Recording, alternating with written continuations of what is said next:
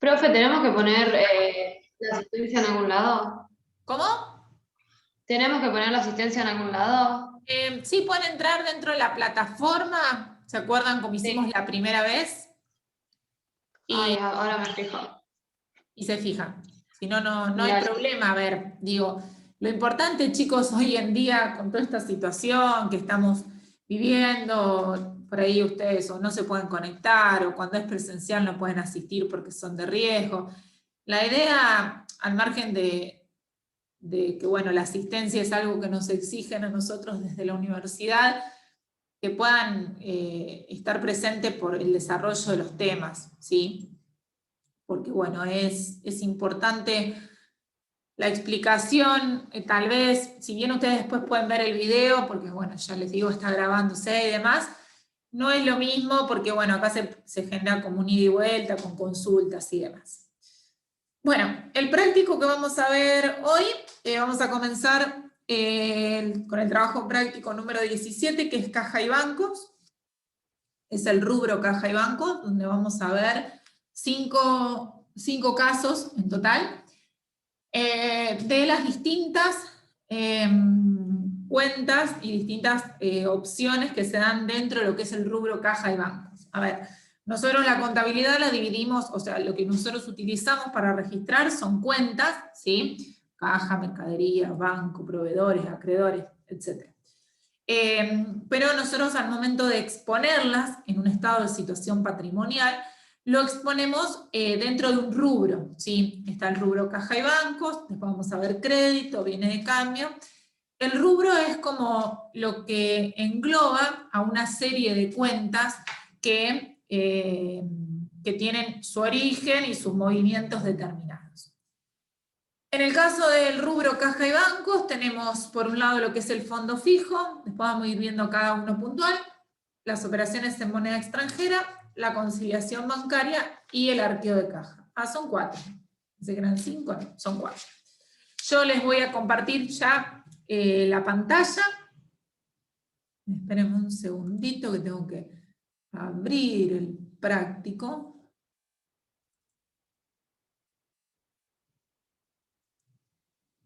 Y ahora sí les voy a compartir la pantalla. Para que ustedes puedan seguirme. Ahí estamos. ¿Todos lo ven? ¿Alguno que me diga un sí? Todavía no arrancó. Por lo menos a mí. A mí tampoco. Pero todavía no, está como tampoco. cargando. Está No, a mí cargando. tampoco. Bueno, esperamos un cachito. ¿Todos están ubicados en el práctico 17?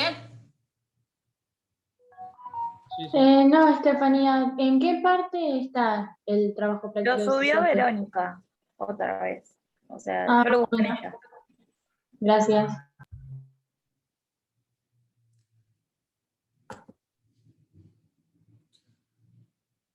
¿Lo pueden ver ahora? No, todavía no. Bueno.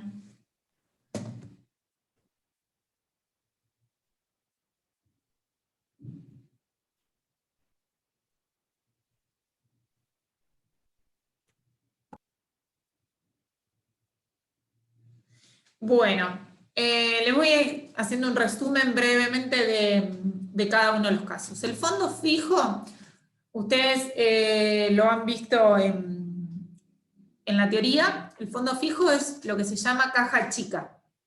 Nosotros, las empresas, a menudo o habitualmente, constituyen un fondo fijo en el cual le entregan a un determinado sector una determinada cantidad de dinero para que maneje los distintos gastos chicos, por así decirlo, que puede llegar a tener, sin necesidad de hacer todo un circuito para que el área generalmente de tesorería le habilite el pago.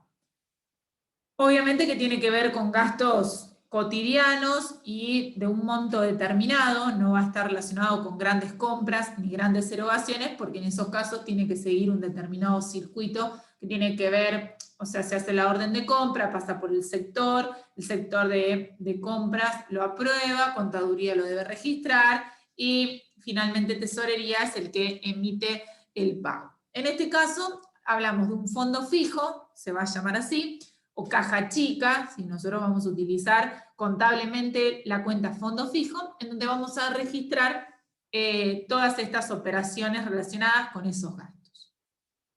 Si están en condiciones, no veo la pantalla. Yo la tengo compartida, chicos, no sé qué decirles. Y no ¿Nadie la sacarlo y ve? ponerlo Lo otra vez. cierra y lo vuelve a abrir. Bueno, ahí lo cierro y lo vuelvo a abrir, a ver qué pasó.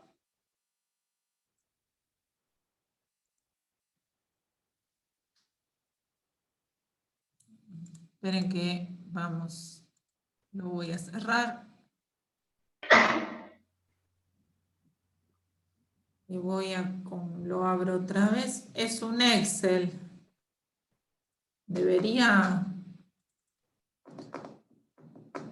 Hay muchas formas de hacerlo.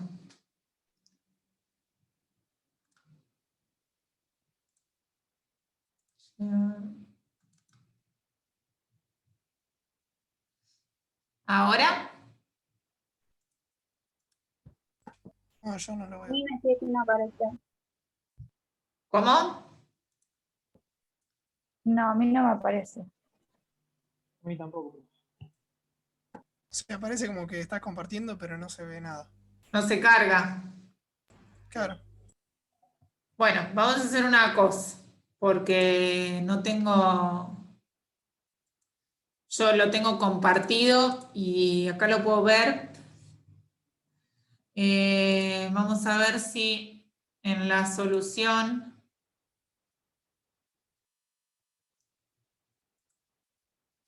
Las soluciones está subido para que cada uno lo abra.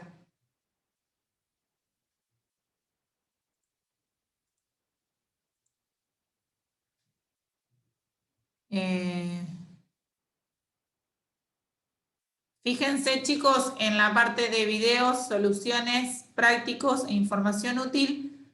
Ahí, bueno, se los voy a subir porque no lo tienen. Espérenme un segundo que les En la parte subo. de Verónica están, me parece. ¿Cómo? En la pestaña de Verónica están, me parece. A ver, Verónica. Están los mismos.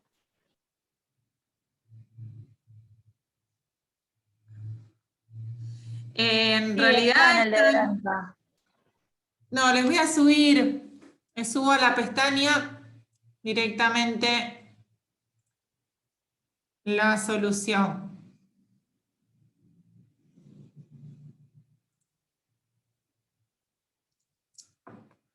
Así lo pueden ver de ahí.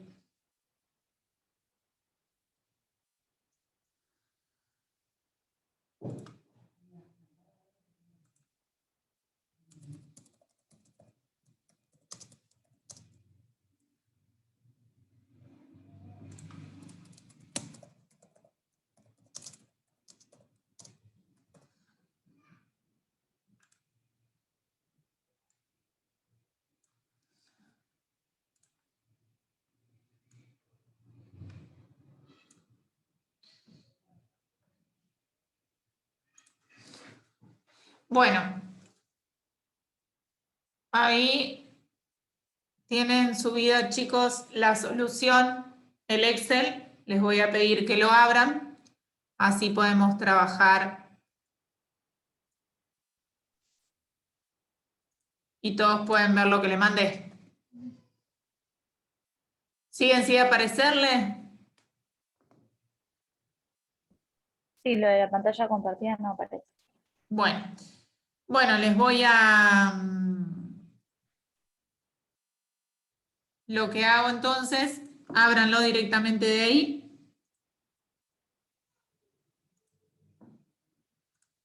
Así se los puedo ir explicando. ¿Todo lo pudieron ver desde lo que subí? ¿Dónde aparecía? Lo subí directamente en la plataforma. A mí ya me apareció. Dentro de la solapa de la comisión 3, les subí la solución del trabajo práctico 17. Para que lo puedan ir viendo ustedes Ya que no pueden ver en la pantalla, lo pueden ir siguiendo de ahí. Bien, ¿arrancamos?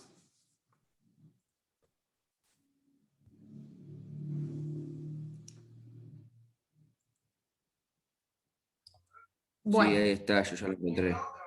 ¿Lo encontraron? Bárbaro. Bueno, el caso 1 es, como les explicaba, relativo a fondo fijo, chicos. El fondo fijo dice, para cubrir con los gastos cotidianos del sector administrativo, se crea un fondo fijo por un importe equivalente a 7.500 pesos, emitiéndose un cheque del Banco Río. Como ustedes pueden ver, creamos la cuenta fondo fijo por 7.500 pesos, es una cuenta de activo, y lo que vamos a dar de baja es el Banco Río, cuenta corriente, porque lo estamos creando a través de la emisión de un cheque. Significa que esa plata se va a debitar de lo que es la cuenta del Banco Río. ¿Sí? Excelente acostumbra, el último día de cada mes, a efectuar la rendición de cuentas del responsable del fondo fijo. El fondo fijo tiene un responsable, ¿sí? Esa persona que recibió el dinero, los 7.500 pesos, va a tener que, el 30 de noviembre, dar explicaciones en qué gastó el dinero. En caso de existir excedentes, se procede a su depósito en el banco. ¿Qué significa esto? Si a nosotros nos dieron 7.500 pesos, ¿sí? Y no lo utilizamos todo, depositamos la diferencia en el banco. Al día siguiente se recompone mediante la emisión de un cheque por el total. Bien. Y si el 30 del 11 se efectúa la siguiente rendición. Terminó el mes y viene el responsable del fondo fijo y nos dice, gasté plata en esto. Nos muestra una factura por la compra de toner. Entonces, nosotros vamos a poner, esto está, espérenme un segundito, ¿no? Bien, 750 pesos, ustedes fíjense que ahí tienen un importe de 1.600. ¿Por qué? Dentro del gasto de librería vamos a poner la compra del tóner, que ustedes tienen en el punto 1, y a su vez los artículos de librería que tienen en el punto 4. Con lo cual tenemos un gasto de librería por 1.600 pesos. Tenemos viáticos como resultado negativo por 750. Le pagamos a los acreedores, es una disminución de pasivo, la ponemos en el debe por 1.200 pesos, y pagamos el traslado de unos muebles de un sector a otro, pagamos un flete por 1.350 pesos. Todo esto nos da un total de 4.900 pesos. Significa que gastamos en determinadas cosas, en esto que pusimos acá, 4.900 pesos. ¿Por qué usamos la cuenta fondo fijo contra fondo fijo? Porque precisamente la cuenta se crea para que un determinado sector, en este caso el sector administrativo, lo que haga es sacar la plata de ese fondo fijo que tenga para ir pagando todo esto.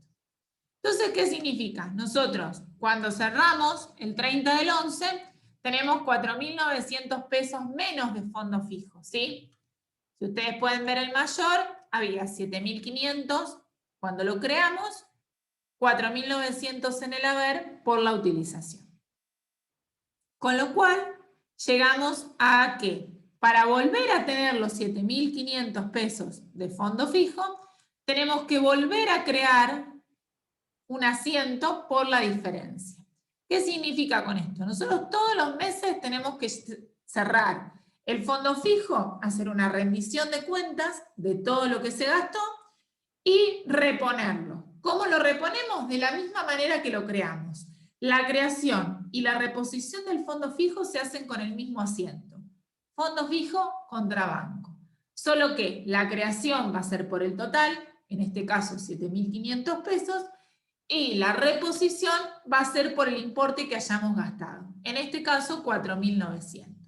Eso nos permite al 30 del 11 tener un saldo del fondo fijo de 7.500 pesos.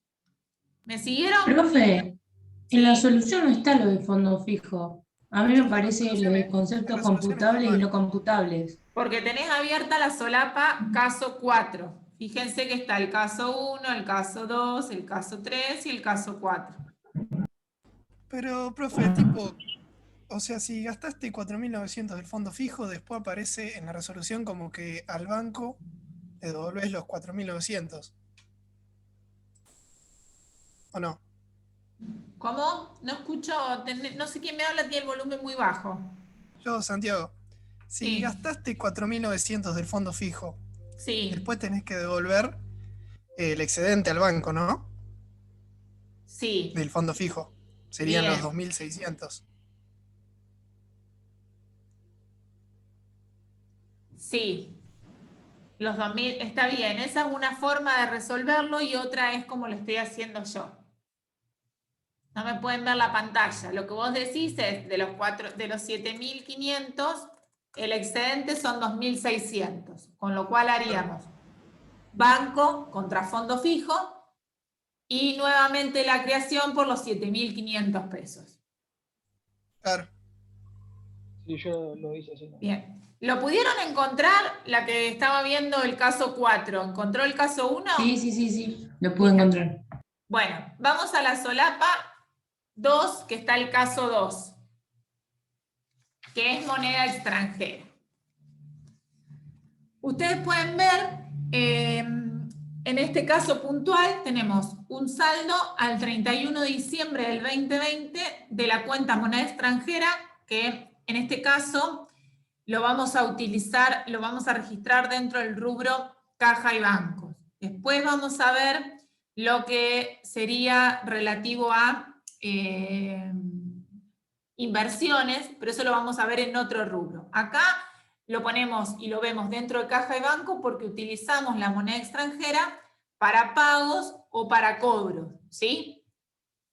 Ustedes ven que al 31 de diciembre, según el enunciado, en la cuenta moneda extranjera tenemos $10.000 a 135 pesos cada uno, nos da un total de 1.350.000, y 2.500 euros a 190 cada uno nos da un valor de moneda extranjera de euros de 475.000. Eso hace un total de la moneda extranjera de 1.825.000. Bien, tenemos después 3 asientos para registrar. El 15 de enero se compran $1.000 a 140 pesos cada uno, pagando en efectivo. La cuenta que vamos a debitar va a ser moneda extranjera, como cuenta de activo. Y vamos a dar de baja la cuenta caja, porque la compra la hicimos pagando en efectivo.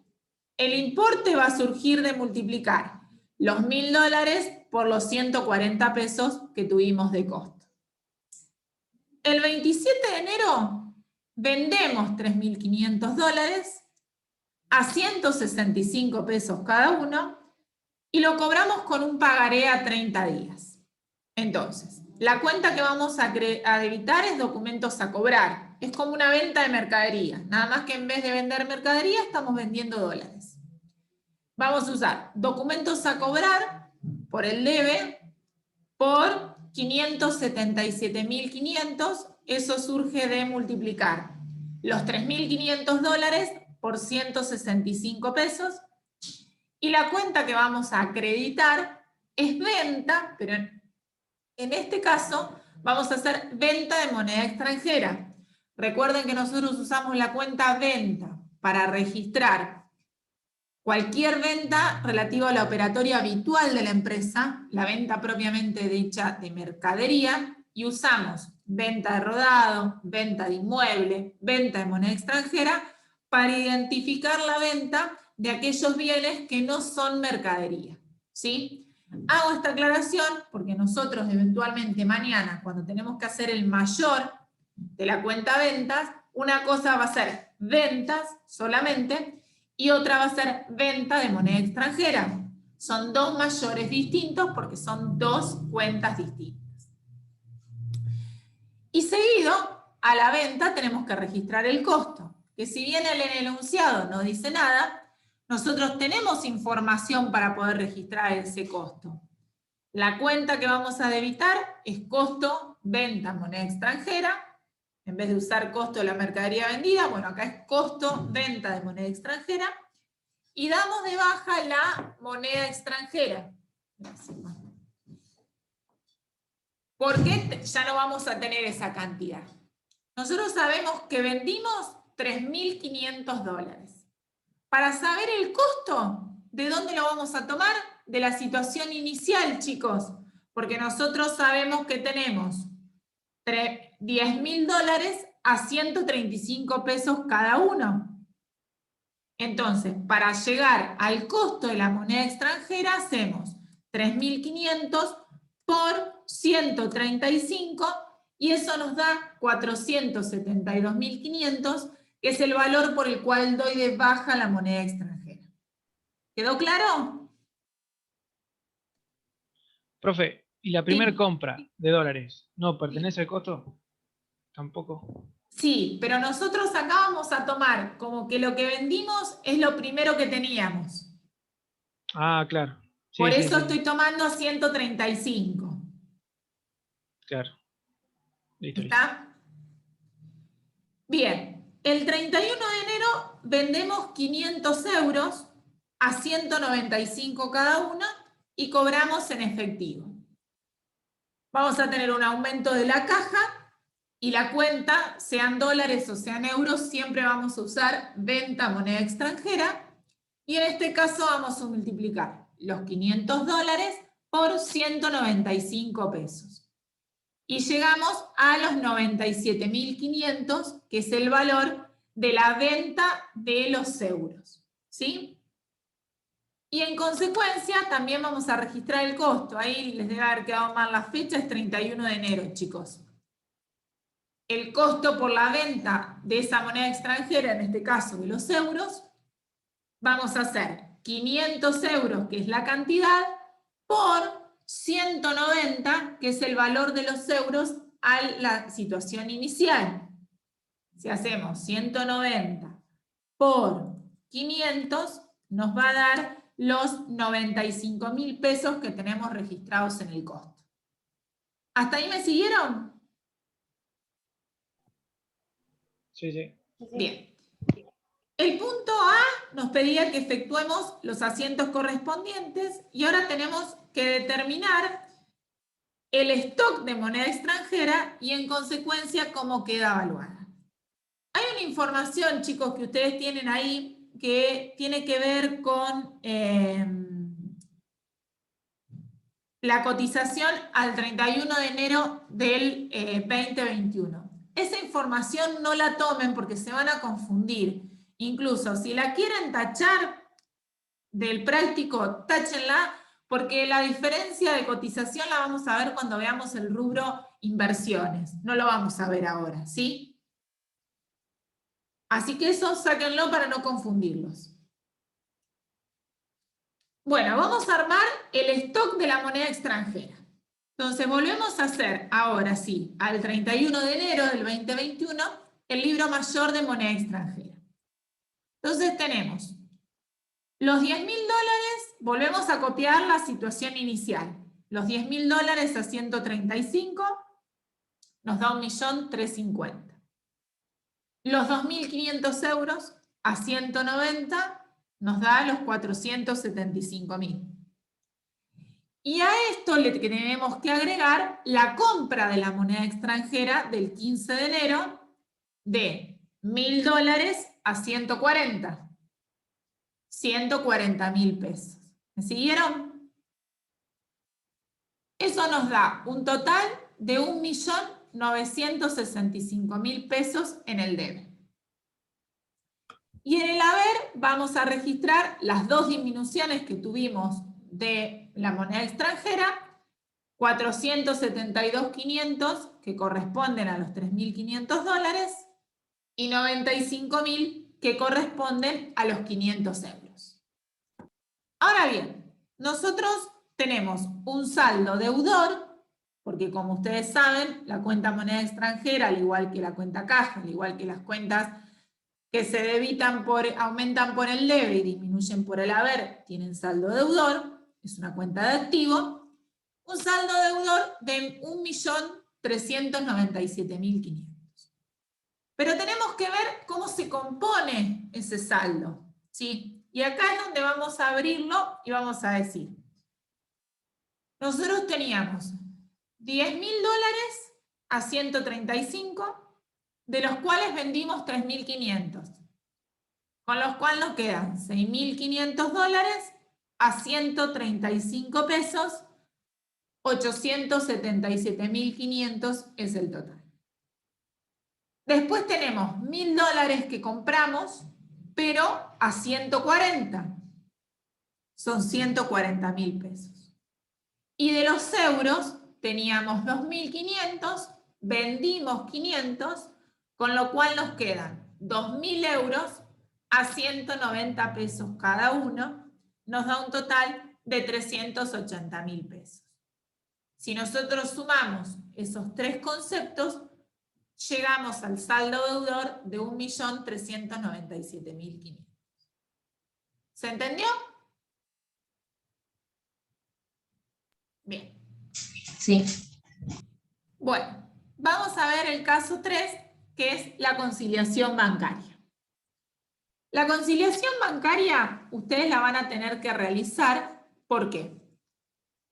Sucede lo siguiente. Nosotros tenemos, como ustedes saben, dentro de la empresa, una cuenta que se llama banco. Banco Río, Banco Nación, en este caso es el Banco Provincia. Independientemente del banco que sea, banco, cuenta corriente. ¿Sí? Nosotros registramos distintos tipos de movimientos. Un depósito, un pago con un cheque, la solicitud de un préstamo que se nos acreditó en el banco, y en todos esos casos vamos registrando en aumento o en disminución la cuenta banco. ¿Pero qué sucede? Eso es lo que nosotros registramos en nuestra contabilidad. El banco, como tal, lleva una contabilidad y también va registrando todos los movimientos que nosotros tenemos o que hacemos en su cuenta. El banco también va registrando los movimientos que nosotros tenemos en esa cuenta ellos mismos. ¿Entienden? El banco registra de cada cliente movimientos en cada una de sus cuentas y nosotros lo registramos como empresa. ¿Qué sucede? Cuando nosotros llegamos al cierre de un determinado mes, en este caso lo vamos a hacer al 30 de septiembre del 2020, vamos a tener, por un lado, un saldo del mayor de la cuenta bancos por parte de la empresa de una determinada cantidad de dinero, que a veces puede coincidir y a veces no con el saldo del extracto bancario que nos manda el banco. ¿Y por qué puede suceder que coincida o no coincida? Y bueno, eso tiene que ver con algunas veces cuestiones de tiempo y otras veces con cuestiones de errores de contabilización. Ahora vamos a ir viendo cada caso puntual. Entonces, en este caso tenemos la conciliación bancaria del Banco Provincia el 30 de septiembre arrojó las siguientes partidas conciliatorias. Vamos a dejar un cachito de eso abajo, vamos a ir abajo del punto G que les dice: el saldo según el extracto bancario, es decir, el saldo según el banco, de nuestra cuenta es de 6.350 pesos. Y el saldo de la cuenta del Banco Provincia según el mayor de la empresa es de 7.000 pesos. Ahí tenemos una diferencia. O sea, el banco nos está diciendo, usted tiene 6.350 pesos y yo digo que tengo 7.000. O sea, ya ahí hay algo que no está bien. Entonces, lo que nosotros tenemos que hacer es conciliar, es decir, poner de acuerdo lo que dice el banco y lo que tenemos nosotros en la contabilidad.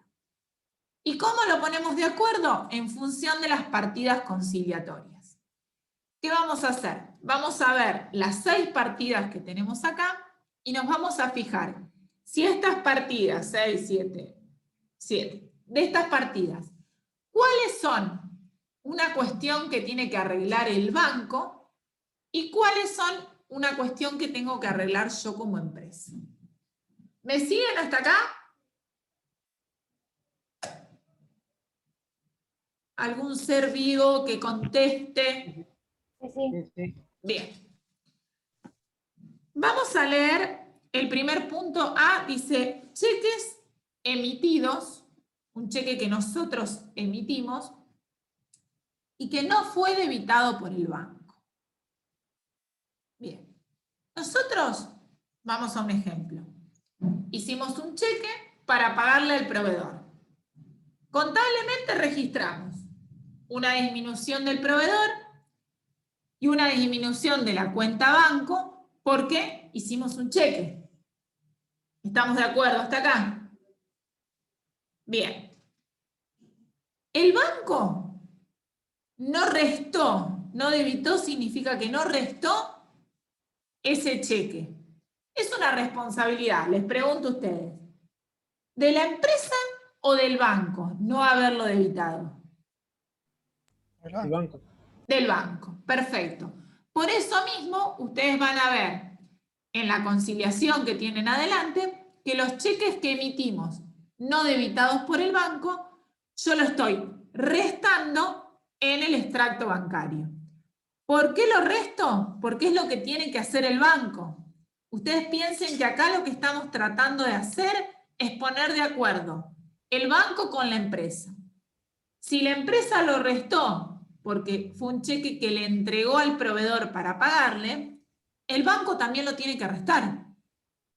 Por eso los 5.000 pesos están restando acá. ¿Bien? El punto B dice, depósitos no acreditados por el banco. ¿Qué significa? Yo fui al banco, deposité dinero y el banco no lo acreditó, no me lo sumó en mi cuenta. ¿Quién lo tiene que arreglar? El banco. El banco, exacto. Por eso, el depósito no acreditado por el banco es un concepto que está sumando. ¿Por qué? Porque yo contablemente en la empresa dije, voy al banco a depositar. Automáticamente aumenté la cuenta banco y disminuí la cuenta caja. Es decir, no tengo más la plata en efectivo porque la tengo depositada en el banco. Con lo cual el banco, para llegar a lo mismo que tengo que llegar yo, lo tiene que sumar. ¿Bien? Bueno, después tenemos en el punto C un débito bancario por un cheque rechazado de un cliente por falta de fondos. ¿Qué es esto? A nosotros nos debitaron de la cuenta, o sea, el banco nos sacó 1.200 pesos por un cheque que yo había llevado de un cliente. A mí un cliente vino y me dio un cheque. A la empresa le dan un cheque. Yo voy a ese cheque y lo deposito en la cuenta y yo contablemente aumenté mi cuenta banco. Porque dije, hice un depósito o un cheque. ¿Pero qué pasó? Ese cheque que me dio el cliente no tenía fondos. Entonces el banco me dice, no, señor, yo no le voy a dar el dinero porque el cliente suyo no tiene plata para pagar este cheque. Entonces, ¿de quién es el error? ¿De la empresa o del banco? La empresa. El cliente sería así. En realidad es del cliente, pero bueno, acá al banco no le importa a mi cliente. El banco se arregla conmigo, yo después me tengo que arreglar con el cliente, que ya lo vamos a ver cuando hagamos los registros. Pero en principio yo en la conciliación, esos 1.200 pesos los tengo que restar. Porque es plata que no voy a tener en la cuenta. ¿Estamos de acuerdo? Sí. Bien. El punto D es un crédito bancario por un préstamo que nos otorgó el banco de 5.000 pesos, los intereses fueron de 750 y se acreditó en la cuenta 4.250. Nosotros, como empresa, omitimos, nos olvidamos de registrar ese ingreso de dinero, con lo cual la empresa lo tiene que solucionar registrando el préstamo obtenido. ¿Cómo lo solucionamos? Sumando 4.250 pesos a nuestra cuenta. Por eso, ustedes pueden ver, en préstamo obtenido, 4.250. ¿Estamos? El punto E son gastos bancarios no contabilizados por 500 pesos. Nos olvidamos de registrar 500 pesos de los gastos y comisiones bancarias. El banco me lo cobró y me lo sacó de la cuenta. Con lo cual, yo tengo que restarlo también porque es un gasto que efectivamente me olvidé de registrar. Lo mismo sucede con los intereses por el descubierto. Yo me olvidé, dejé la cuenta en descubierto, el banco me cobró intereses y yo no lo registré. Así que tengo que registrar una disminución de 150 pesos en el banco. Y por último, un crédito bancario por un depósito efectuado por un cliente del interior del país para cancelar una factura por ventas por 2.000 pesos. Un cliente de otro lugar, del interior del país, me depositó en la cuenta para cancelar una factura. ¿Vieron cuando nosotros vendemos y tenemos deudores por ventas? Bueno, el cliente que hizo directamente me paga, me depositó la plata en la cuenta y yo no lo registré. Entonces, en ese caso, el error es de la empresa. Por eso ustedes van a ver que el depósito no acreditado lo tengo que sumar por 2.000 pesos. ¿Se entendió? Sí. Bien. Si ustedes se fijan, si yo sumo a 6.350, le resto y le sumo los importes, llego a un saldo de 11.400, de la misma manera que llego al saldo en el libro mayor.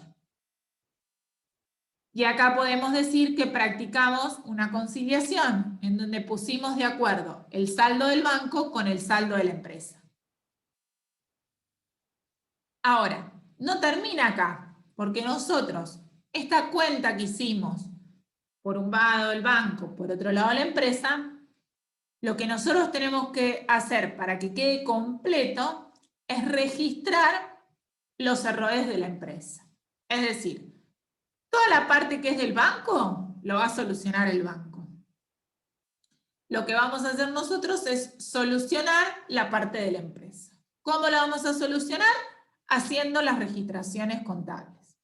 Y acá es donde viene, como uno de ustedes me dijo, el problema de los 1.200 pesos con el cliente. Efectivamente, el cliente me dio un cheque que no tenía fondos. ¿Yo a quién le voy a ir a reclamar? Al cliente. Entonces, el primer asiento que hago es deudores varios. Contra banco. Obviamente la cuenta que disminuye es el banco. No se olviden que estamos haciendo una conciliación bancaria. Entonces, tanto en los aumentos como en las disminuciones, la cuenta que va a ser objeto de aumento y de disminución va a ser el banco. En este caso, disminuye, por eso lo tengo restando en la conciliación, y la contrapartida va a ser deudores varios. ¿Por qué deudores varios? Porque nosotros tenemos que ir a reclamarle al cliente que nos pague por ese cheque que no tenía fondos.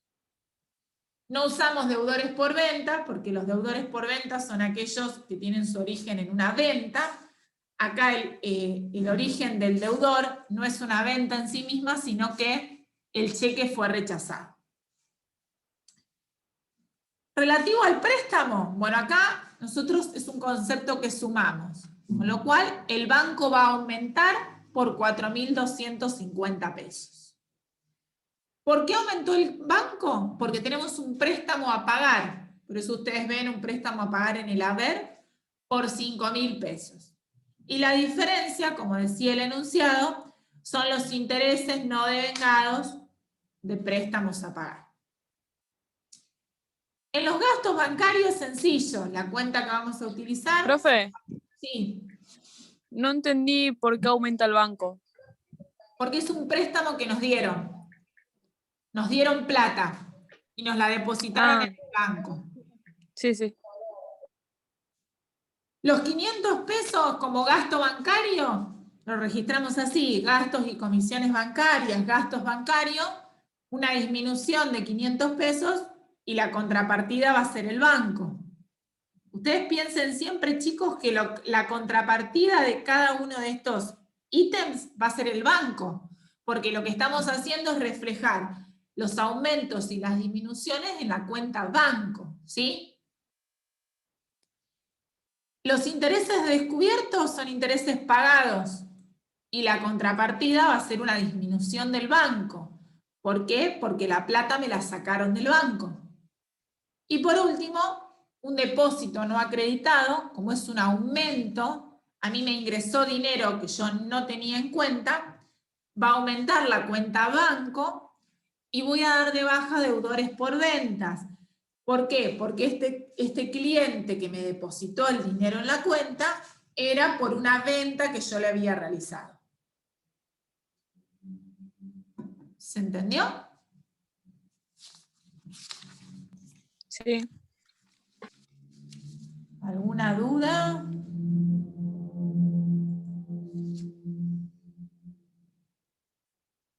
¿Siguen sin ver la pantalla o no probaron más? Aparece como si estuviera cargando. O sea que tampoco me ven a mí. Sí, a vos sí te vemos. Ah, bueno, bueno. Qué raro. Bueno. Fenomenal. Bueno. Seguimos entonces con el caso 4, que es arqueo de caja. Bien. Sí. El arqueo de caja es el siguiente, chicos. Ustedes saben que en una empresa que se maneja efectivo, nosotros arrancamos con una situación inicial y vamos a tener una fecha de cierre de ejercicio en la cual tenemos que controlar que lo que nosotros tenemos contablemente registrado en la caja, efectivamente lo tengamos en dinero. ¿Qué significa? Es un control que se hace relativo a qué. Yo digo, yo tengo, no sé, ustedes le mandan plata a sus papás, o le dan plata a sus papás, o tienen plata por su trabajo, y a mitad de mes dicen, che, de acuerdo a los gastos que yo tuve, además tendría que tener en la billetera 3.500 pesos. Bien.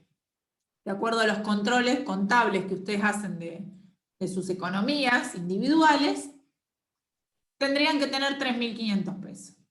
Cuando van a la billetera, se encuentran con que tienen más o que tienen menos. ¿Sí? Si tienen más, es fantástico. Si tienen menos, por ahí se preocupan. ¿Por qué les digo este ejemplo así sencillo para ahora ponerme de lleno a explicarle cómo se hace un arqueo de caja? Porque en sí el arqueo tiene que ver con esto. Con ver cuánta plata, según la contabilidad, yo tengo que tener y cuánta plata efectivamente tengo.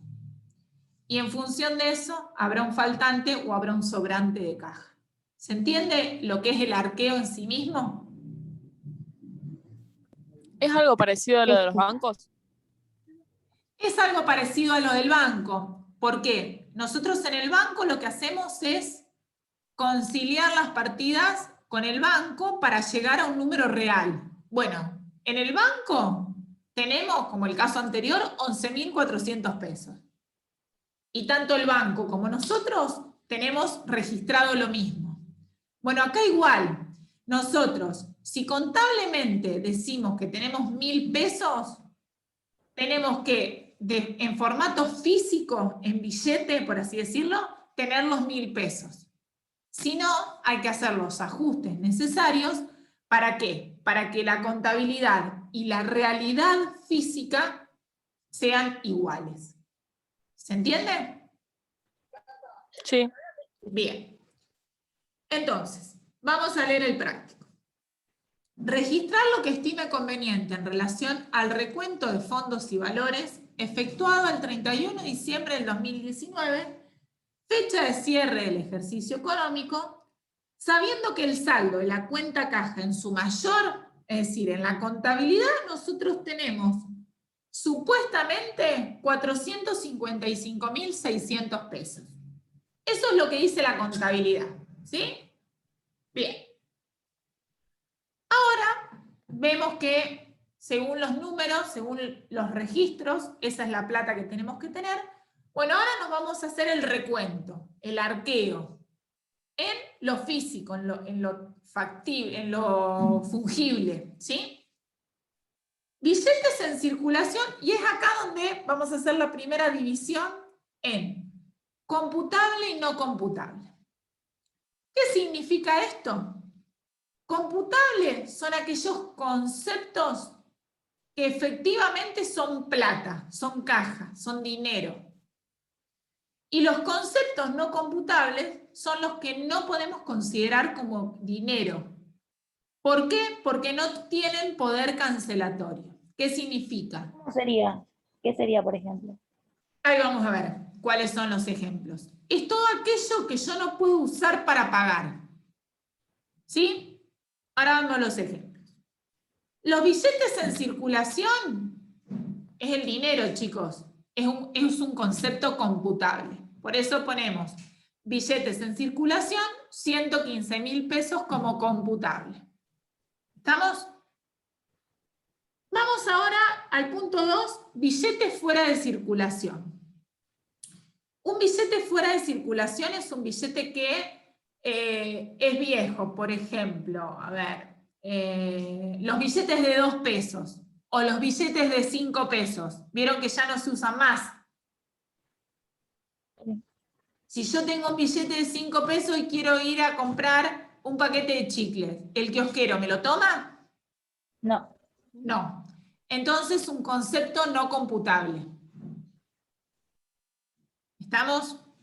Los billetes Sí. fuera de circulación, en este caso 11.000 pesos, no son considerados caja. No se pueden considerar como caja porque no los puedo usar para comprar nada, ni para pagar nada. Un billete deteriorado, un billete completamente roto, con marcas, escrito y demás. Por ahí acá en Argentina como que suelen andar. Pero es un concepto que ya no, o sea, no es computable. Hay muchos lugares que no toman un billete deteriorado como forma de pago. Por eso lo ponemos como no computable. Por, en este caso, 1.500 pesos. El punto 4 es un cheque del Banco Río de 48.000 pesos que tiene fecha 15 de septiembre. Y nosotros estamos acá el 31 de diciembre. Ustedes tienen que saber que los cheques tienen un plazo para cobrarse de 30 días desde su emisión o diferimiento. En este caso, si el cheque tiene fecha del 15 de septiembre, ¿hasta cuándo tengo tiempo yo para cobrarlo? Hasta el 14 del 10. Hasta el 14 del 10. Hoy, 31 de diciembre, si voy al banco, ¿me pagan? No. Sería un cheque vencido. Es un cheque vencido, exactamente. Por eso está el cheque de Banco Río vencido por 48.000 pesos. Profes, Sí. ¿sería un cheque que te dieron? Un cheque que me dieron. Ahora vamos a ver cómo registramos contablemente esos errores.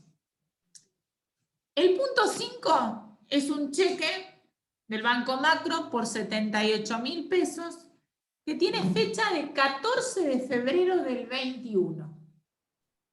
Hoy, 31 de diciembre, ¿yo puedo cobrarlo? No, tampoco. No, porque todavía Tampoco, porque Porque todavía recién voy a directamente poder no está disponer permitido. efectivo el 14 de febrero. serían valores a Entonces, un depositar. cheque diferido. No lo podemos usar como efectivo hoy. Por eso es no computable.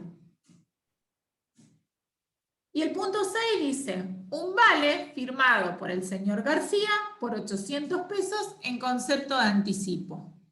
Eso es, chicos, yo no puedo pagar con un vale. Es un concepto no computable, el vale de sueldo. ¿Me siguieron hasta acá? No entendí qué era lo último.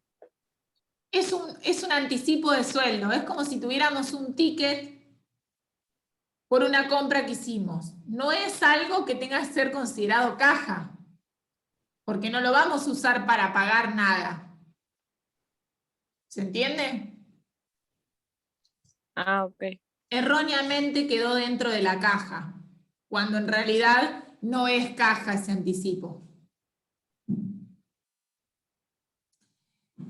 Bien, como paso siguiente, lo que nosotros tenemos que hacer, de la misma manera que todas aquellas partidas que la empresa tenía que arreglar para llegar al mismo saldo que el banco, bueno, nosotros ahora tenemos que registrar contablemente todos aquellos conceptos no computables. ¿Para qué? Para sacarlos de la cuenta caja. Entonces, en todos estos casos, chicos, la cuenta que va a disminuir, la contrapartida va a ser la caja. Porque nosotros estamos sacando de la caja algo que no debe ser considerado como tal. Los billetes fuera de circulación y los billetes deteriorados, ustedes los van a ver dentro de un anticipo de sueldo cajero. ¿Por qué usamos esa cuenta? Porque el punto 7 nos dice que en caso de detectarse faltante de fondos, no se responsabiliza el cajero, pero sí en el caso de billetes deteriorados o fuera de circulación. ¿Qué significa? Que si hay billetes fuera de circulación o billetes deteriorados, eso se le va a descontar del sueldo del cajero. Entonces, vamos a registrar el anticipo de sueldo cajero, es una cuenta de activo para la empresa, y vamos a disminuir la caja. Recuerden, todos estos asientos van a tener como contrapartida la disminución de la caja. En el caso del cheque vencido, vamos a usar la cuenta deudores por cheque vencido.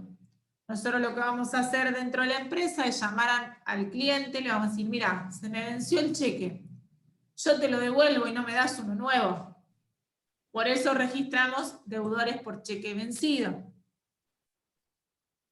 En el caso del valor diferido al cobro, vamos a registrar valores diferidos al cobro, porque todavía no puedo hacerme del dinero. Y en el caso del vale de sueldo, va a ser un anticipo de sueldo. ¿Sí? ¿Me siguieron en las registraciones en cada una de las cuentas? Siempre voy a registrar como contrapartida la caja, porque lo que tengo que hacer es todos esos conceptos sacarlos de la caja, disminuir la caja porque están registrados erróneamente como tal. ¿Me siguieron? Sí. Bien. Sí. Y como último punto, una vez que nosotros registramos todo eso, vamos a hacer el mayor de la cuenta caja. Nosotros, contablemente, la empresa que decía, en la cuenta caja tiene que haber 455.600 pesos. ¿Estamos de acuerdo? Después de hacer Sí, lo que dice al principio. Eso es el principio, ¿no? Nosotros tomamos ese saldo. Entonces, ahora vamos a ver.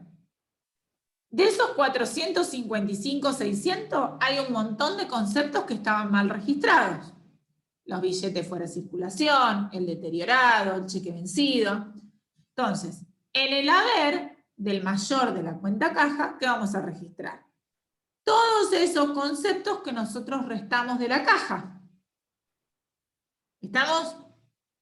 Sí. O sea que ya de los 455.600 le vamos a restar en el mayor, vamos a pasar todos estos asientos del libro diario al mayor y le vamos a sacar los 139.300 pesos de conceptos no computables.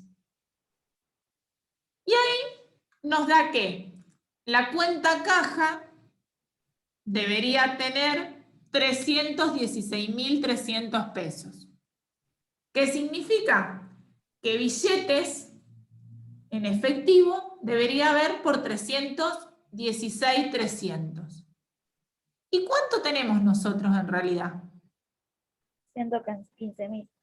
115.000, exacto.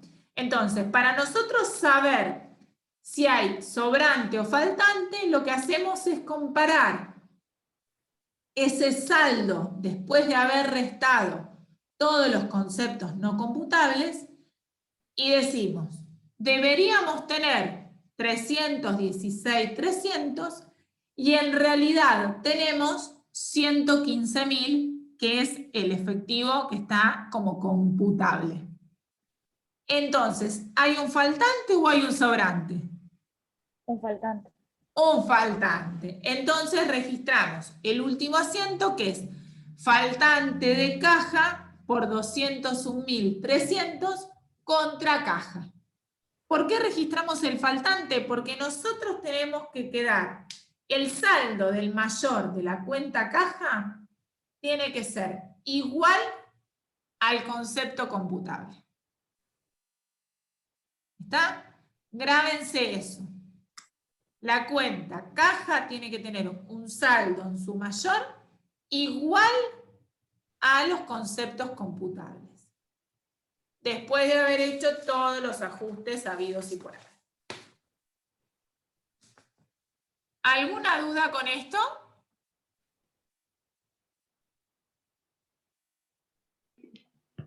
No, yo no. ¿Nada?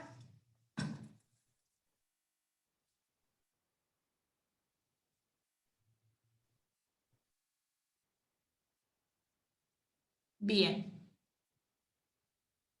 Bueno, si les parece, avanzamos con el práctico de créditos, que es el trabajo práctico número 13, donde tenemos, acá sí son 5 casos, ¿sí? No vamos a hacer un corte ahora porque recién vamos 1 hora. Si les parece, si hacemos este práctico, de última, si terminamos antes, cortamos ahí. ¿Están de acuerdo? Sí, ¿qué trabajo práctico dijo? Eso, ¿qué trabajo? El número 18 vamos a ver ahora, que es el de créditos. No, va a subir ahora la...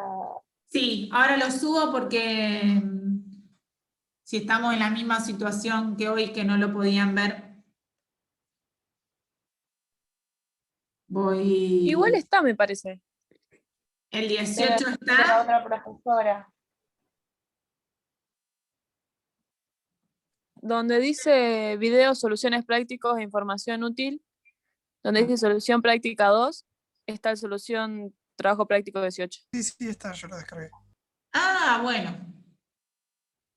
Bueno, si ya lo tienen entonces, pero ¿tienen el video o la solución? Ah, El Excel. Excel. Ah, bueno. Bueno. ¿Dónde es que está? En soluciones de la segunda parte. Ahí, ¿verdad, chicos? Sí, sí. Bueno, yo igualmente, espérenme un segundito que voy a tratar de compartírselos por las dudas que se haga la luz y que lo puedan ver. Denme un segundo, que estoy buscando.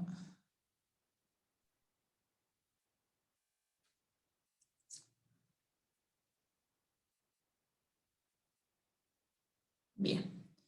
Bueno, yo voy a intentar compartirlo.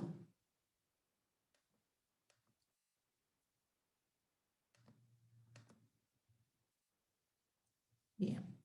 A ver, acá. Llega.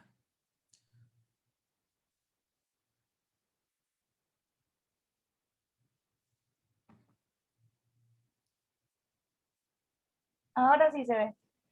Vamos, Sí. Ahora sí. ¿Y por qué hoy no se veía entonces?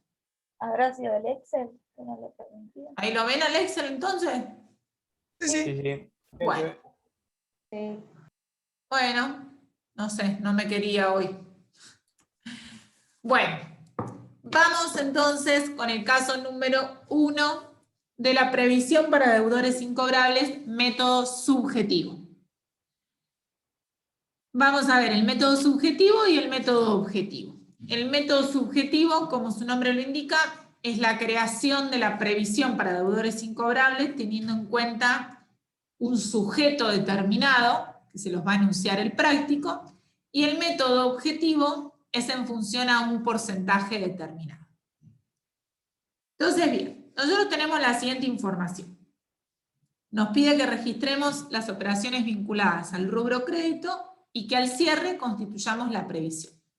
Como ustedes saben, la previsión para deudores incobrables es una cuenta que se crea al cierre de un ejercicio para ser utilizada en el ejercicio siguiente. Y tiene como fin, digamos, que afrontar las pérdidas que puedan llegar a ocasionarse por algún deudor que no termina cumpliendo con su obligación. Entonces, nosotros lo que hacemos desde la empresa es prever esta situación destinando ficticiamente, o sea, contablemente destinamos una determinada cantidad de dinero como pérdida a través de la cuenta deudores incobrables y como contrapartida la cuenta previsión para deudores incobrables. ¿Para qué? Para, de alguna manera, amortiguar el impacto que pueda llegar a tener si algún deudor finalmente no nos paga. ¿Sí? Ese es el espíritu de la previsión, por eso es una cuenta regularizadora. El asiento para constituir la previsión va a ser siempre deudores incobrables contra previsión para deudores incobrables. ¿Sí? Pero bueno, ahora lo vamos a ir viendo con el desarrollo del plan. Al 31 de diciembre, fecha de cierre del ejercicio de la empresa, la composición del rubro crédito será la siguiente.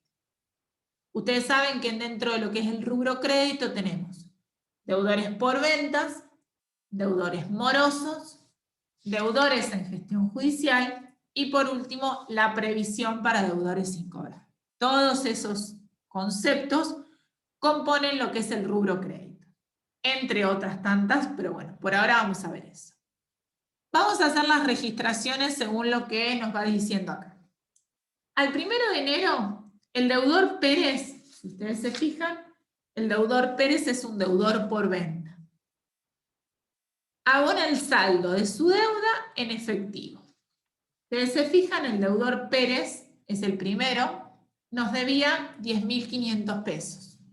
Por eso ustedes ven un aumento de la caja por 10.500 y una disminución del deudor por venta por 10.500. ¿Sí? El 25 de enero se le inician acciones judiciales al deudor Córdoba por considerar excedido el plazo de demora para cumplir con sus obligaciones. El deudor Córdoba era un deudor moroso, pero nosotros ahora le iniciamos acciones judiciales. Por eso van a ver un aumento de los deudores en gestión judicial por 1.500 pesos y una disminución del deudor moroso por 1.500 pesos. ¿Qué significa esta operación? Que deja de ser un deudor moroso, el deudor Córdoba, para pasar a ser un deudor en gestión judicial. ¿Se entiende? Sí. Sí. El 31 de enero se considera excedido en el plazo de pago al deudor Gómez. El deudor Gómez era un deudor por venta, por 15.000 pesos. Como se lo considera excedido, deja de ser un deudor por venta, por eso lo registramos en el haber, y pasa a ser un deudor moroso por 15.000 pesos. El 15 de febrero, el deudor Santiago, que se lo había dado de baja por incobrable el 25 de septiembre, viene y regulariza su deuda en efectivo por 2.500 pesos. Entonces, vamos a tener un aumento de la caja por 2.500 pesos y la cuenta que vamos a utilizar en este caso es recupero de incobrables como resultado positivo. ¿Por qué? Porque es un deudor que nosotros ya lo habíamos dado por perdido y vino y nos pagó. Entonces, es un resultado positivo y lo usamos, lo vamos a registrar dentro de la cuenta recupero de incobrables. Y por último, dice, el 31 de marzo, el deudor Rivas abona con un cheque 15.000 pesos y por el resto se le inicia juicio. Si ustedes se fijan, el deudor Rivas tiene una deuda de 22.000 pesos. Es un deudor moroso por 22.000 pesos. Viene y nos paga 15. Con lo cual vamos a tener un aumento de la caja por 15.000 pesos. A 7.000, o sea, la diferencia entre los 22 que nos debía y los 15 que nos pagó, se le inicia un juicio. Por eso tenemos 7.000 pesos deudor en gestión judicial y vamos a dar de baja al deudor moroso por 22. ¿Bien? Y por último, el práctico nos dice, el 31 de diciembre se constituye la previsión para deudores incobrables según el método subjetivo, considerando con mayor probabilidad de incobrable a los deudores en gestión judicial. ¿Qué significa esto? Que nosotros vamos a crear la previsión por el monto de los deudores en gestión judicial, porque suponemos que si no nos van a pagar, van a ser los deudores en gestión judicial. Entonces, para poder crear la previsión, necesitamos hacer el mayor de la cuenta de deudores en gestión judicial. Bien, entonces tenemos deudores en gestión judicial.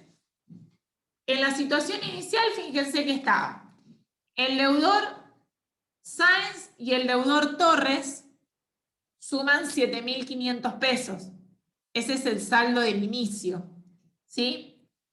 Y le vamos a sumar los 1.500 de la operación 2 de los deudores morosos que pasaron a ser deudores en gestión judicial y de la operación 5 los 7.000 pesos del deudor que una parte nos pagó y la otra le iniciamos juicio. Eso significa que el saldo de los deudores en gestión judicial asciende a 16.000 pesos. ¿Sí? ¿Hasta acá me siguen, chicos? Sí, Bien. Sí. sí.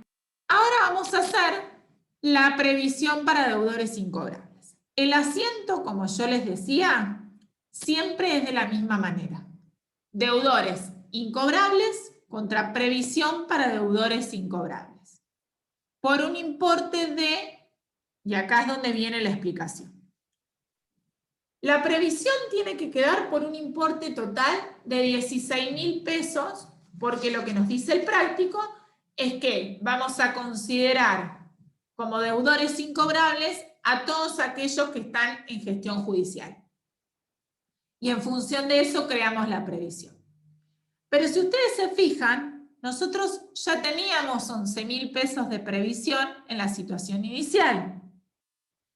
Si ya teníamos 11.000 y tenemos que llegar a 16, vamos a hacer la constitución de la previsión solo por 5.000 pesos.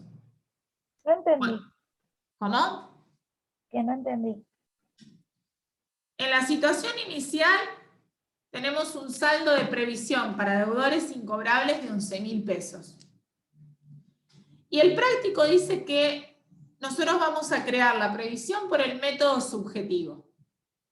¿Qué significa el método subjetivo? Que vamos a considerar que todos los deudores en gestión judicial tienen mayor probabilidad de no pagar.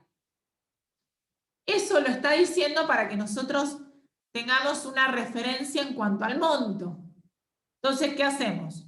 Los deudores en gestión judicial son 16.000 pesos.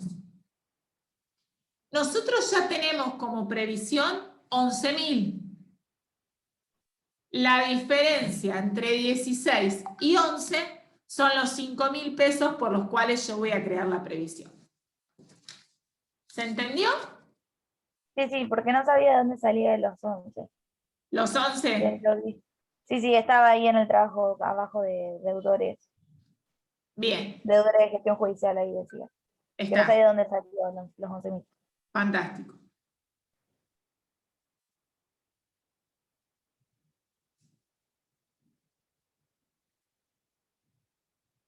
Bien, ya sigo, chicos.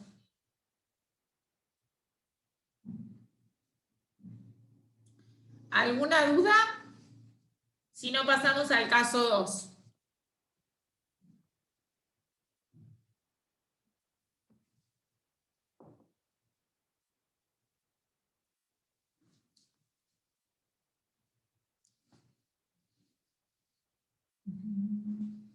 Bien. En el caso 2 vamos a constituir la previsión para deudores incobrables con el método objetivo. En este caso, lo que vamos a hacer es calcularla en función de porcentajes. En el método subjetivo tomamos como referencia para el monto a los deudores en gestión judicial. Acá lo que vamos a hacer es tomar como referencia un histórico de deudores incobrables y vamos a sacar un porcentaje. Ahora vamos a ver cómo lo hacemos. Tenemos el caso 1 y el caso 2. Bueno, vamos con el caso 1. El saldo de la cuenta de deudores por ventas al 31 de diciembre asciende a 45.000 pesos. ¿Sí? Esperen que voy a ampliar acá, así ven bien. Ahí está. 45.000 pesos, como ustedes pueden ver, 31 de diciembre del 2019, inicio del 2020. Y la cuenta previsión para deudores incobrables no registra saldo. Ahí quedó registra, no, es no registra saldo. ¿Sí? Bien. Se calcule el coeficiente de incobrabilidad y el monto de la previsión al cierre del ejercicio con los siguientes datos. Bien. Entonces, ¿cómo van a hacer ustedes para calcular el coeficiente, en este caso, de incobrabilidad? El primer punto, lo que vamos a hacer es sumar todos aquellos deudores por ventas entre el 2014 y el 2018. ¿Sí? Eso nos va a dar un total de 60.500 pesos. Lo sumo porque yo tengo que trabajar sobre el total para llegar a un coeficiente. Y vamos a sumar el total de incobrables que tuvimos desde el 2014 al 2018. Entonces, esto nos da que los deudores por venta del 2014 al 2018 eran 60.500 pesos. Y de esos 60.500, 9.700 no nos pagaron, fueron incobrables. Entonces, para yo saber qué porcentaje históricamente tengo de incobrabilidad, lo que voy a hacer es una regla de 3 simple. Voy a decir 60.500 es el 100%. ¿Cuánto representa 9.700 de 60.500? Entonces hago 9.700 por 100 dividido 60.500 y eso nos da que el 16,03% de los deudores por venta se transformaron en deudores incobrables. Y ese porcentaje es el que voy a utilizar para crear la previsión de este año. ¿Y cómo la voy a calcular? Muy fácil. A los deudores por ventas de este año, que son 45.000, le voy a calcular el 16,03%. Y eso me da un valor de 7.214,88 y eso es lo que voy a registrar como previsión y como deudores incobrables. ¿Entendieron? Sí. Profe, ¿para qué sería eso? Para crear la previsión para deudores incobrables por el método objetivo. Que es como una suposición. La previsión es una suposición. Yo estimo que voy a tener deudores incobrables por tanta cantidad de plata, pero no deja de ser una previsión. Lo dice su nombre, no es algo cierto, es algo que no sabemos si va a ser eso o va a ser más o va a ser menos. Es un estimado.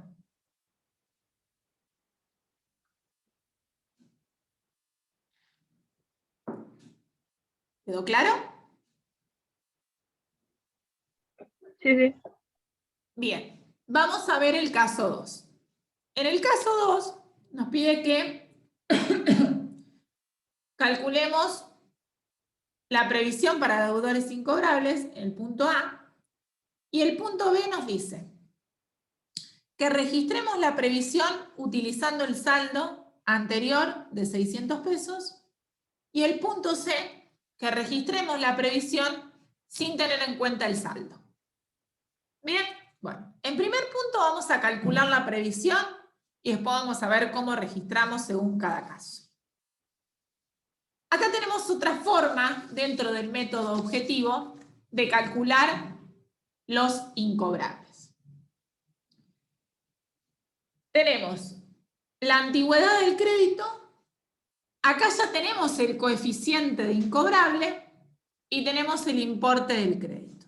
Entonces nosotros tenemos que constituir la previsión. Acá no tenemos que buscar el coeficiente porque ya lo tenemos. Lo que tenemos que hacer es, para cada uno de los créditos, calcular el importe.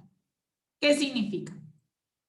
Los créditos hasta 40 días de 3.000 pesos tienen una incobrabilidad del 5%.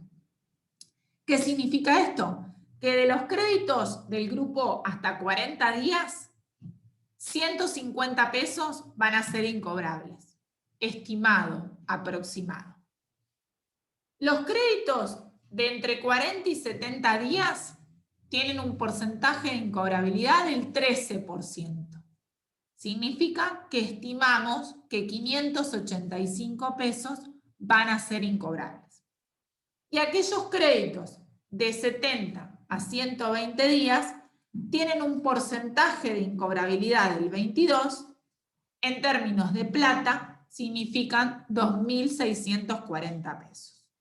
¿Cómo llego yo a 150, 585 y 2.640? Muy fácil. Multiplico el importe del crédito, 3.000, 4.500 o 12.000, por su correspondiente coeficiente de incobrabilidad. 3.000 por el 5%, 4.500 por el 13% y 12.000 por el 22%. Y después lo que hago es sumar esos tres importes. La suma de esos tres importes me da que el monto de la previsión para deudores incobrables va a ser de 3.375 pesos. Y acá es donde viene el punto B y el punto C. El punto B, sí, ¿De dónde salen los porcentajes? del práctico, Ah, están en el enunciado esos porcentajes. ¿Sigo? sí. Bien. El punto B nos dice que registremos la previsión teniendo en cuenta el saldo que tenía al inicio de 600 pesos. Entonces acá hago el mayor. Tenía 600 pesos. ¿Cuánto me faltan para llegar a 3.375? Son 2.775 pesos. Constituyo la previsión por ese importe, porque el total tiene que ser 3.375. Ya tenía 600, registro la diferencia. Y en el caso C, nos dice que la registremos sin usar el saldo de 600 pesos. Entonces, en ese caso, primero voy a dar de baja lo que tenía como saldo inicial. La previsión para deudores incobrables la voy a dar de baja por el debe. Voy a registrar un sobrante de previsión. Y voy a hacer finalmente deudores incobrables contra previsión para deudores incobrables por el total de 3.375 pesos.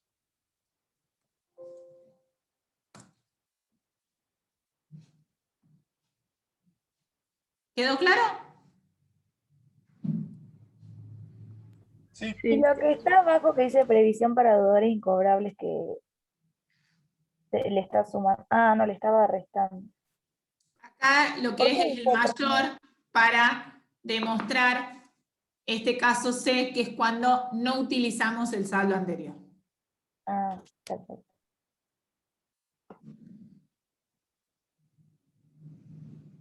¿Estamos? Sí, sí. Bien. Si no hay ninguna duda con esto, pasamos al caso 3, que es endoso de documentos.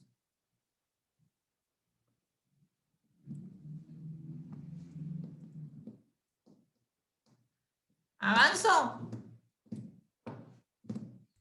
A mí sí. Bien.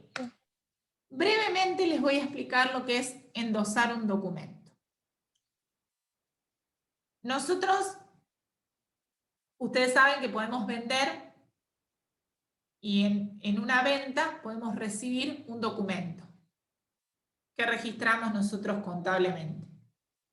Documentos a cobrar contra venta. ¿Estamos de acuerdo?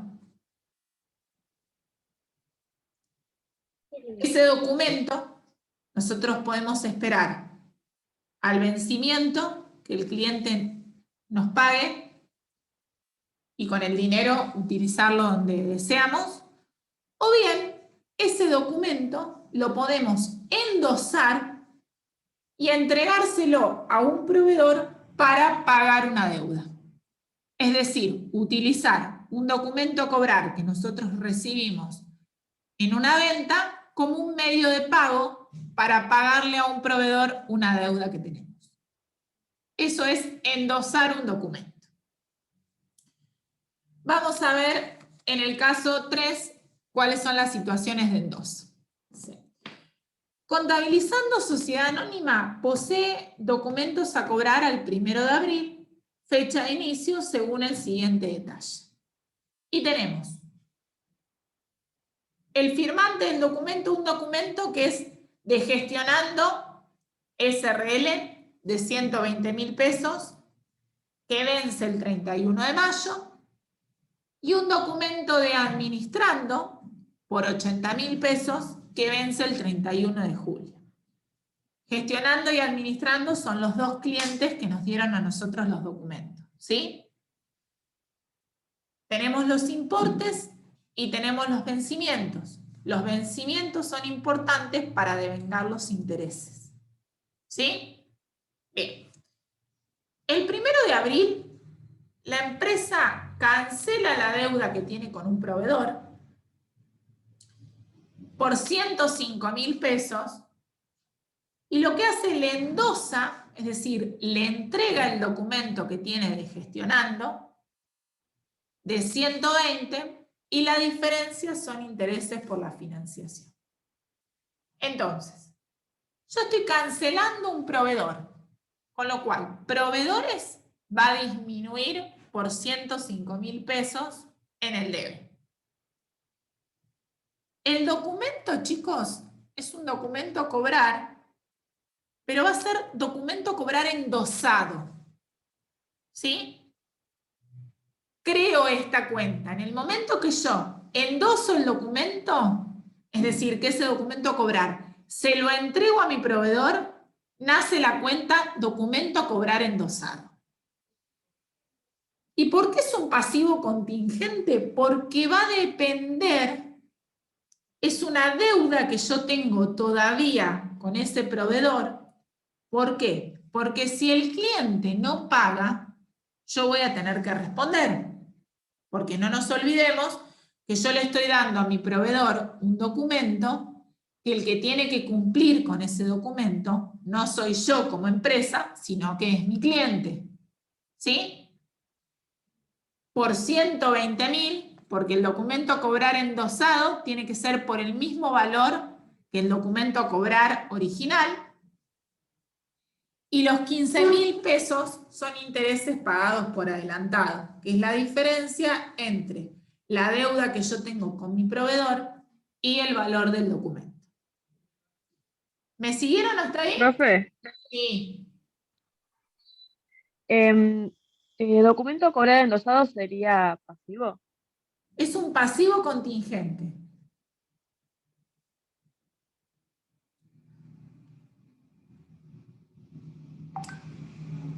¿Por qué? Porque va a depender, tengo que esperar, ¿sí?, que el cliente cumpla. Y al vencimiento, si no cumplió, vamos a ver qué hacemos. No es un activo. Es un pasivo pero contingente, porque depende de un comportamiento extra. ¿Sí? 30 de abril. Sí. Bien, previo a registrar la operación del 1 de mayo, el 30 de abril lo que hacemos es devengar los intereses. ¿Qué intereses? Los intereses pagados por adelantado de la operación 1. 7.500 pesos. ¿Por qué 7.500 pesos? Porque el documento es a 60 días, es decir, a 2 meses. Devengo 7.500 pesos en abril y voy a devengar 7.500 pesos en mayo. Por eso es importante que tengan en cuenta el vencimiento del documento. ¿Estamos? Vamos al 1 de mayo. El 1 de mayo endosamos el otro documento. Es decir, el documento que tenemos de administrando de 80.000 pesos, lo endosamos y le pagamos a otro proveedor que le debíamos 64.000 pesos. Entonces, volvemos a dar de baja al proveedor porque le estamos pagando por 64. Creamos el documento a cobrar endosado por 80.000 y tenemos 16.000 pesos de intereses pagados por adelantado. Bien, al 31 de mayo devengamos en primer término los intereses que nos habían quedado de la operación 1 y dice que gestionando, es decir, el cliente nuestro que nos había dado el documento, levanta el pagaré, es decir, que va y le paga al proveedor 1, al proveedor de la situación 1. ¿Qué significa esto? Que yo, empresa, ya no tengo ningún problema.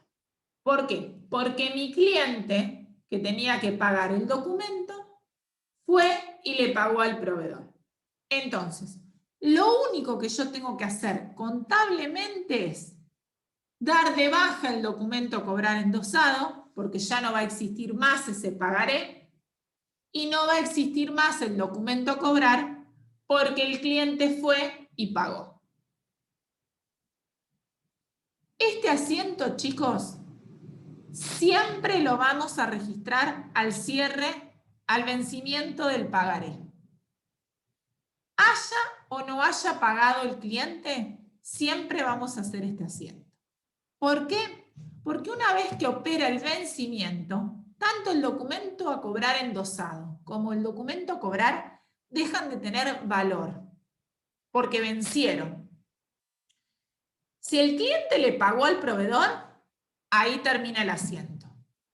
Si no le pagó, vamos a ver qué registramos. Pero grábense esto. Vencimiento del documento, el documento a cobrar endosado y el documento a cobrar se dan de baja. El documento a cobrar endosado lo voy a dar de baja por el debe y el documento a cobrar lo voy a dar de baja por el haber, por la naturaleza que cada uno de ellos tiene. ¿Está? Bien, previo a registrar el 31 de julio, vamos a hacer los devengamientos de los intereses del otro proveedor. En ese caso tenemos 3 meses de devengamiento, abril, mayo, junio y julio.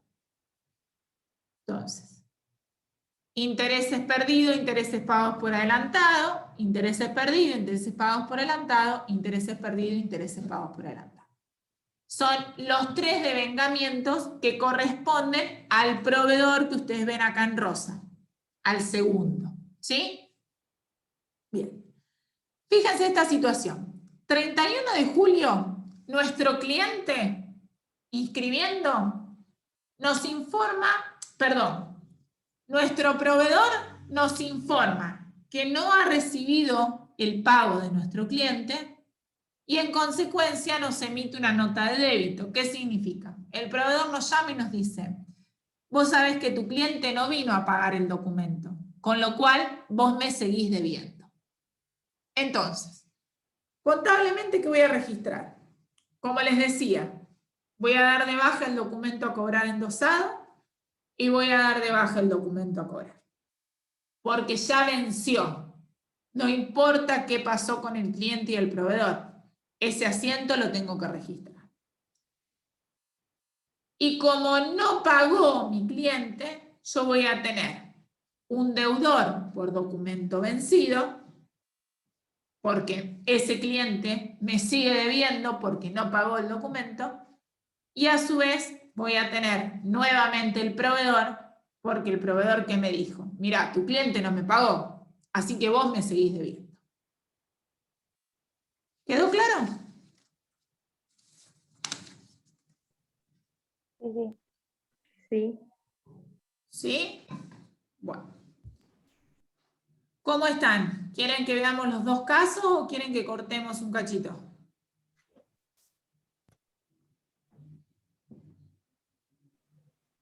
Yo no tengo problema. No, podemos seguir. No son... no falta demasiado. Como ustedes Por quieran. mí seguimos. ¿Seguimos? Sí, por Bueno. mí- Sí, mí también. por mí sí. Bueno, vamos a ver entonces el caso 4 de descuento de documentos. Bueno, el descuento de documentos, chicos, es bastante similar al endoso. ¿En qué sentido?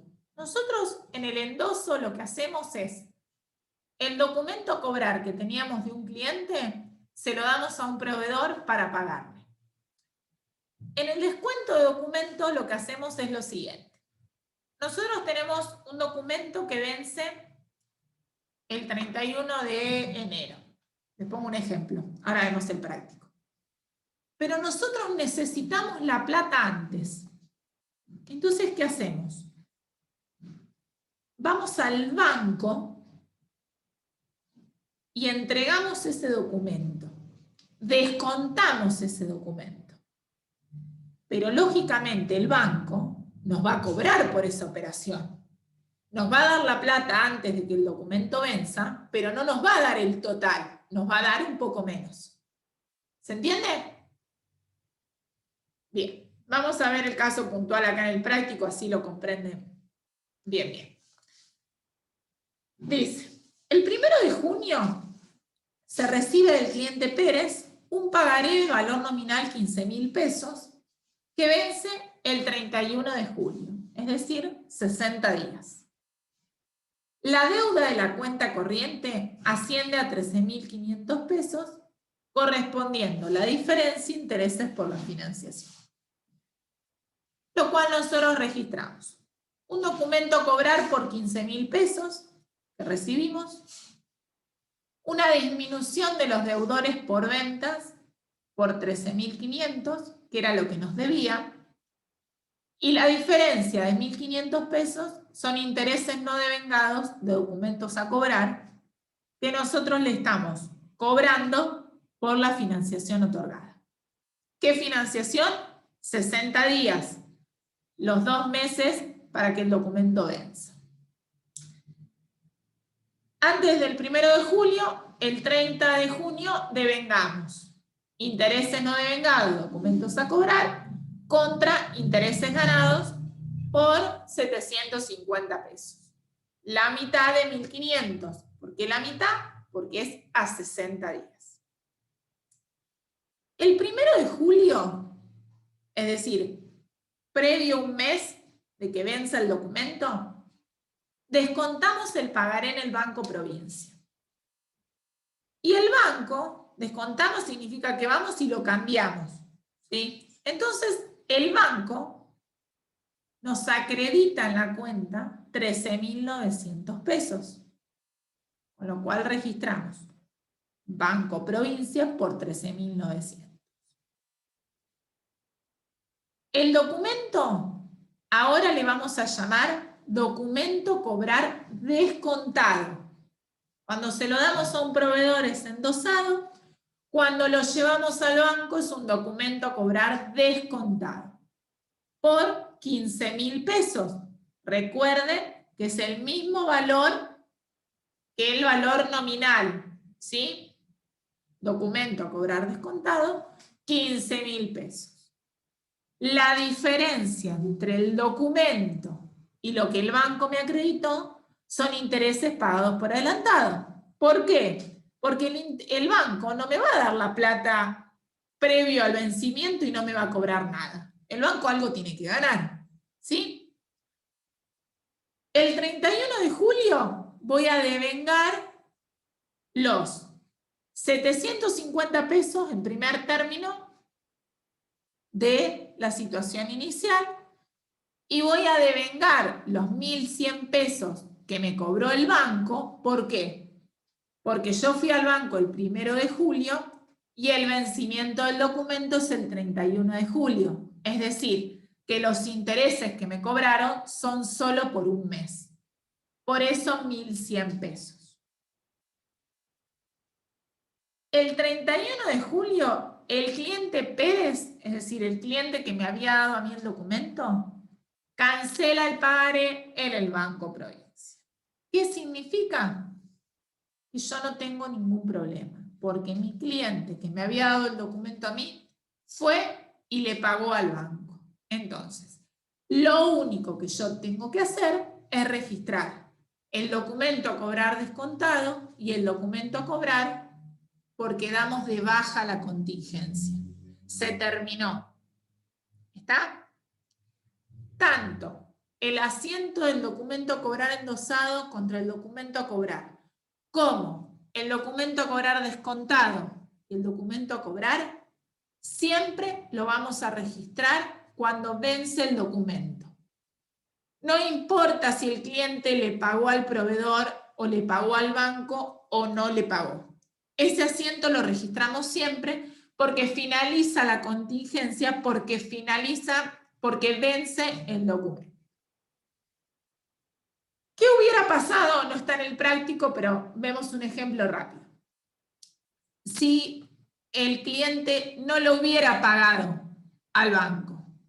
Ustedes vieron en el caso del proveedor, tenemos un deudor por venta, un deudor por documento vencido, y nacía la obligación con el proveedor. Bueno, en este caso, si el cliente no lo hubiera pagado al banco, lo que hubiéramos registrado sería un deudor por documento vencido en el debe y hubiéramos disminuido la cuenta banco por el importe correspondiente. Porque lógicamente el banco me dio la plata, pero si el cliente no le paga, me la va a sacar. ¿Se entendió? Sí. Sí. Bien. Ustedes pueden ver en cada práctico al lado que están los mayores, chicos. Si bien por ahí no lo pide el práctico, es para que ustedes comprendan cómo quedan saldadas las cuentas al vencimiento, ¿sí?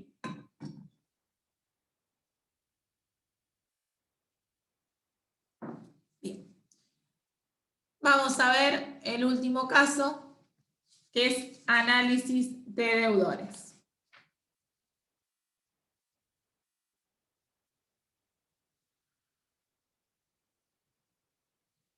Bueno, seguimos. Completar, bueno, el plan de cuentas y demás, eso después se los voy a subir. Dice, registrar en el libro diario general. El punto 1, las operaciones realizadas por la empresa corriendo sociedad anónima y lo que estime corresponda referido a sus créditos. Y el punto 2 nos dice, la constitución de la previsión para deudores incobrables al 31 de diciembre, fecha de cierre del ejercicio, sabiendo que la empresa estimó para el ejercicio siguiente incobrables por 21.000 pesos y bajo los siguientes supuestos. El 1, que la empresa no utiliza el saldo de previsión existente, y el punto 2, que la empresa sí lo utiliza. Es parecido al que vimos hoy de los 600 pesos. ¿Sí? Bueno, vamos a registrar las operaciones que transcurrieron en el rubro. Tenemos información al 1 de enero. Deudores por ventas por 400.000 pesos. Deudores morosos por 70.000. Deudores en gestión judicial, 25.000.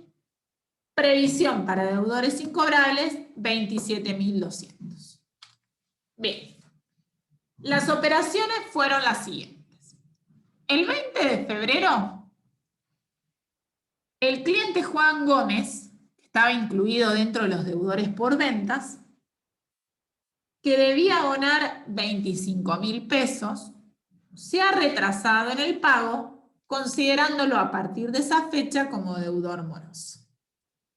Con lo cual, vamos a registrar un aumento de los deudores morosos por 25.000 pesos y una disminución de los deudores por ventas por el mismo importe. El 25 de abril, el cliente Jorge Orozco, quien fuera considerado incobrable en el 2019, abona 7.000 pesos en efectivo, ya que, según sus manifestaciones, recibió una herencia y está saldando sus deudas. En este caso, vamos a registrar un aumento del efectivo por 7.000 pesos y la cuenta que vamos a utilizar es recupero de incobrables por 7.000 pesos como resultado positivo. Usamos la cuenta recupero de incobrables cuando el deudor que me viene a pagar fue declarado incobrable en el ejercicio anterior o para atrás, no en el ejercicio que estoy registrando. ¿Se entiende? Es decir, siempre uso recupero de incobrables cuando el que me viene a pagar es un deudor que yo declaré incobrable en cualquier ejercicio anterior, no en el corriente, no en el 2020, sino en el 19, en el 18, en el 17, en el 10. ¿Sí? Ahora ¿Y cómo vamos a sería ver. si fuese en- ¿Cómo? ¿Cómo se pondría si fuera en ese mismo año? Ahí vamos a ver qué usamos si fuera un recupero de este año. El 20 de julio, luego de agotar todas las instancias de cobro, se le inician acciones judiciales al cliente Juan Gómez. Es decir, el cliente que el 20 de febrero lo habíamos pasado a moroso, bueno, ahora pasa a ser un deudor en gestión judicial. Y lo damos de baja como deudor moroso. Vamos al 10 de septiembre. Y ahora va a venir lo que me preguntaste recién, el 10 y el 12. El 10 de septiembre, a pesar de las instancias judiciales en trámite, se conoce la imposibilidad de cobrarle al cliente Juan Gómez, por lo cual la empresa lo declara incobrable. Y es aquí donde necesito que presten extremada atención. Cuando nosotros decidimos que un deudor pasa a ser incobrable, en primer término vamos a dar de baja al deudor, en este caso deudor en gestión judicial, lo vamos a dar de baja porque ya no va a estar más como deudor en gestión judicial. Pero la contrapartida de eso no va a ser deudores incobrables, sino que va a ser la previsión. ¿Por qué, chicos? Porque yo precisamente, año tras año, creo la previsión para deudores incobrables. ¿Para qué? Para que cuando efectivamente un deudor deja de pagar, la pueda utilizar. Quiero decir con esto, cuando un deudor moroso o en gestión judicial se lo declara incobrable, la contrapartida a ese deudor va a ser la previsión. Uso la plata que había destinado para afrontar esa deuda. ¿Se entiende? Sí. Sí. Bien. Ahora bien, la pregunta que me hizo una de ustedes. El 12 de noviembre, el cliente, este mismo, abona 15.000 pesos por vía extrajudicial y da por saldada su deuda. Este es el caso que yo les estoy diciendo. En este caso, lo que estoy recuperando es un deudor que declaré incobrable este ejercicio. Entonces, acá va a aumentar la caja por 15.000 pero la contrapartida no va a ser un recupero de incobrables. ¿Por qué? Porque es de este ejercicio. Lo que hago es volver a mandar esa plata a la previsión para deudores incobrables. Entonces, cuando el deudor que paga es un deudor que fue declarado incobrable, en cualquiera de los ejercicios anteriores, la cuenta que utilizo es recupero de incobrables.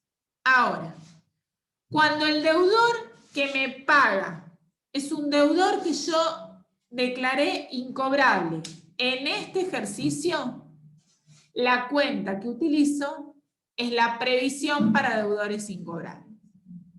¿Quedó claro? Pero en el caso que no está pagando en sí toda la deuda, sino que No importa, lo que pague va a ir a la previsión. No importa si paga el total o no. Acá no estamos analizando el número, sino que estamos analizando el concepto.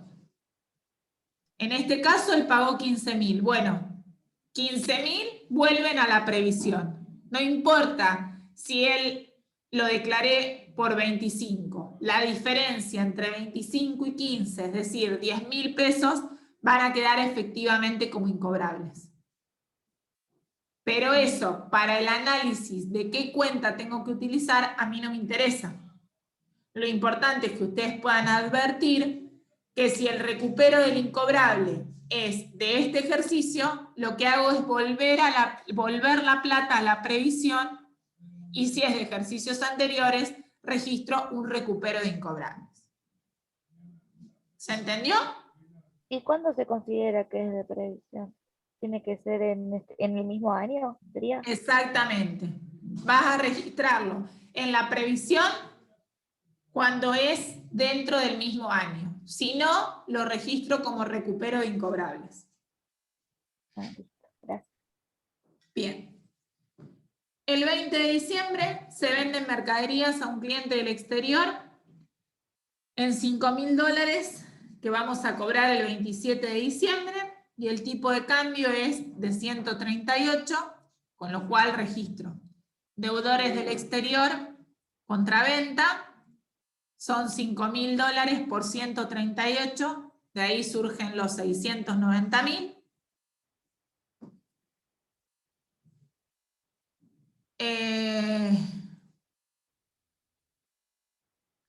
Bien. El costo de la mercadería vendida es un dato que no estoy encontrando.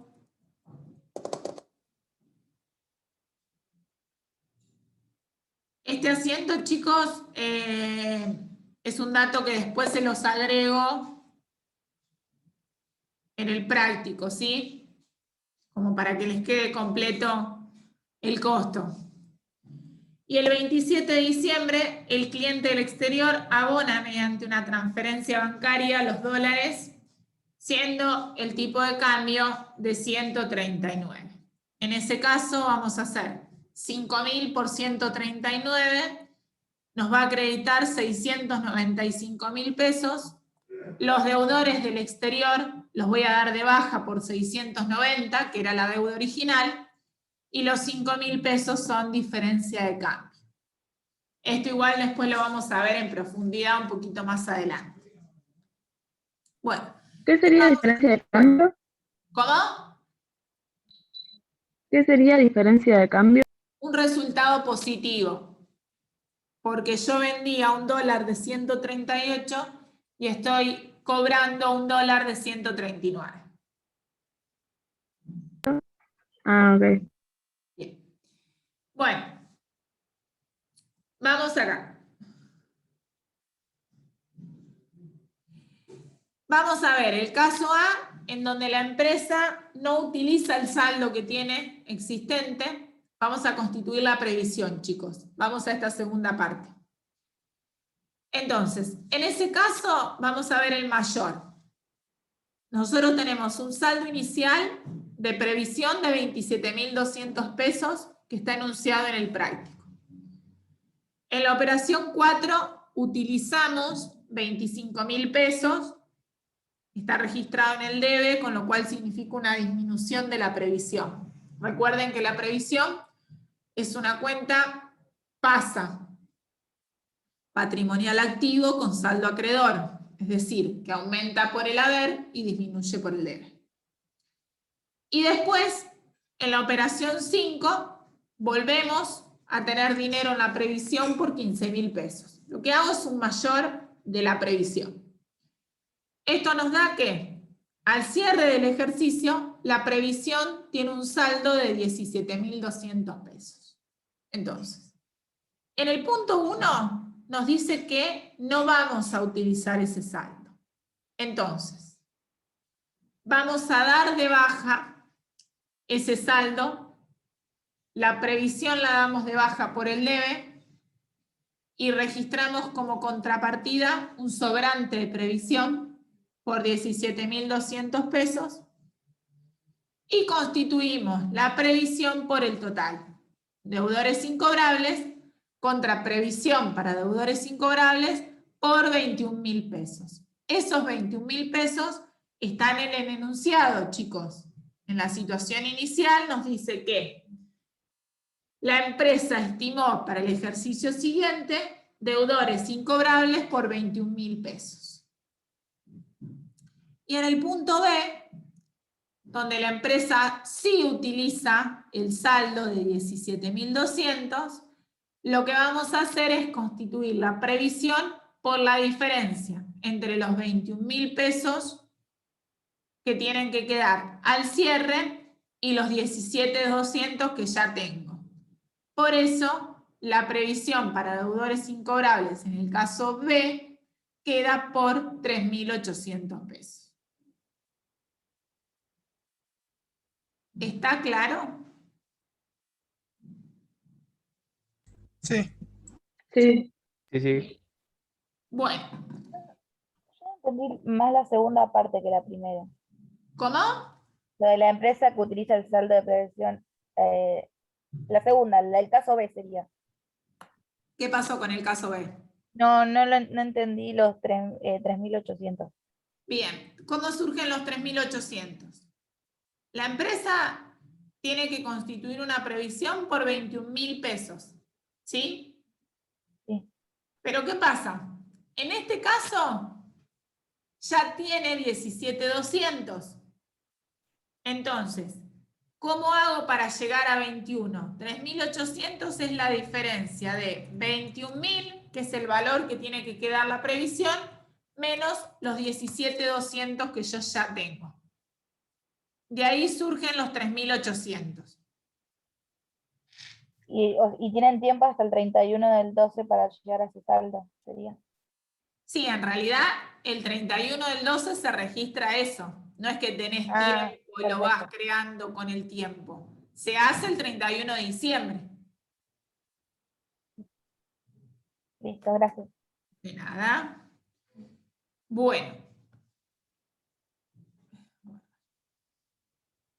Continúa. Bien. Bueno, chicos. No sé si tienen alguna otra duda. Si no, yo les voy a estar subiendo, bueno, las soluciones las tienen.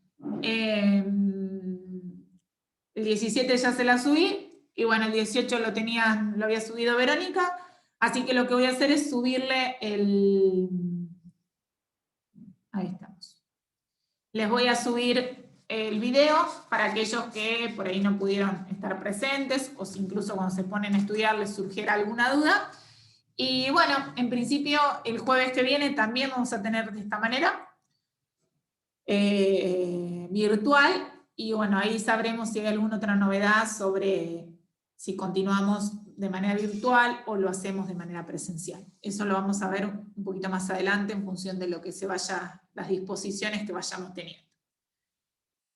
Bueno, cualquier duda lo evacuamos por el foro o por el chat de la plataforma, y si no nos encontramos el jueves que viene, entran con el mismo ID que entraron hoy, la misma contraseña, esto está abierto y disponible, ¿sí? Bueno, profe. Bueno, profe.